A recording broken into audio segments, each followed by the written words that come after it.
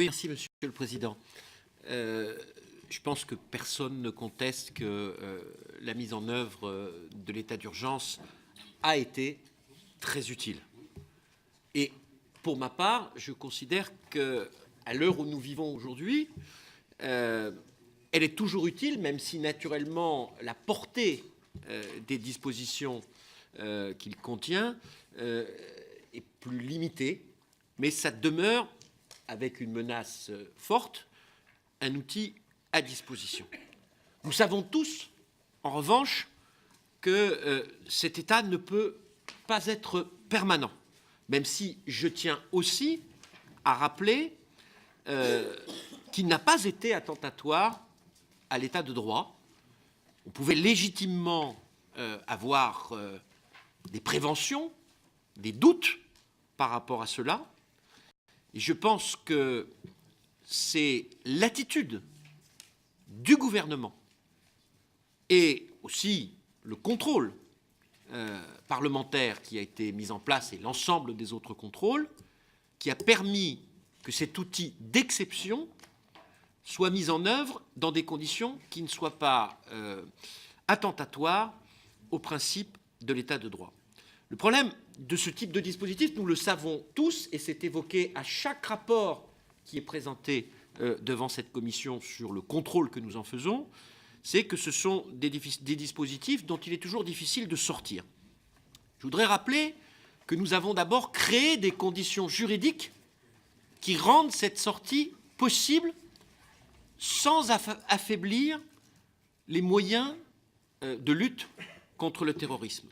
Et je pense en particulier au renforcement des outils de droit commun contenus dans la loi du 3 juin 2016, dont j'avais l'honneur, avec Colette Capdevielle, d'être le rapporteur, qui n'est pas une transposition des dispositions d'exception de l'état de droit dans le droit commun, mais qui donne à nos forces, à nos services et à la justice des moyens de lutter aux nouvelles formes de menaces auxquelles nous sommes confrontés. Donc les conditions juridiques, à travers ce texte-là et quelques autres, nous les avons créées.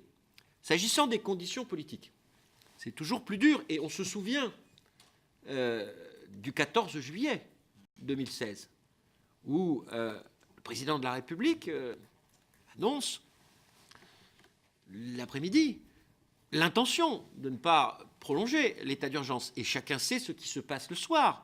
Et je n'ai pas entendu dans la bouche de beaucoup de celles et de ceux qui, ensuite ou avant, parlaient ou glosaient sur l'inutilité de l'état d'urgence, dire à ce moment-là autre chose qu'il faut le prolonger et voire aller au-delà et critiquer le président de la République qui aurait imprudemment annoncé le matin même qu'on n'allait pas forcément poursuivre. Parce que ces questions d'état d'urgence sont liées aussi aux événements qui surviennent.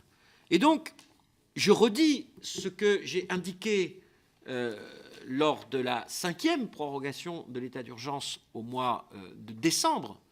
Je pense qu'il faut utiliser le rendez-vous démocratique qui est celui de l'élection présidentielle et qui arrive, et la campagne qui va s'ouvrir, pour que ce sujet soit dans le débat public et que les candidats expriment leur opinion par rapport à ce sujet, et donc que celui qui est élu ait reçu par les propositions qu'il aura faites sur cette question un mandat du peuple qui rendra beaucoup plus aisée la décision qu'aura à prendre, une fois l'élection présidentielle et l'élection législative terminées, le gouvernement et la majorité qui en seront issus. Voilà, puisque moi aussi, c'est la dernière intervention que je fais devant cette commission, non sans émotion pour cette législature. Je voulais vous remercier, et vous, Monsieur le Président, votre prédécesseur, Jean-Jacques Urvoas, l'ensemble des collègues, toutes sensibilités politiques confondues, avec lesquels parfois nous avons trouvé, et souvent dans les textes que j'ai eu l'honneur de rapporter, les compromis utiles. Parfois, la majorité a joué son rôle de majorité. Moi, j'ai été rapporteur du texte qui a été le moins voté et d'un certain nombre de textes qui ont été votés avec le plus grand nombre de voix. En tout cas, ça a été vraiment un moment de travail à la fois intense, enrichissant à titre personnel et j'espère utile à nos concitoyennes et nos concitoyens.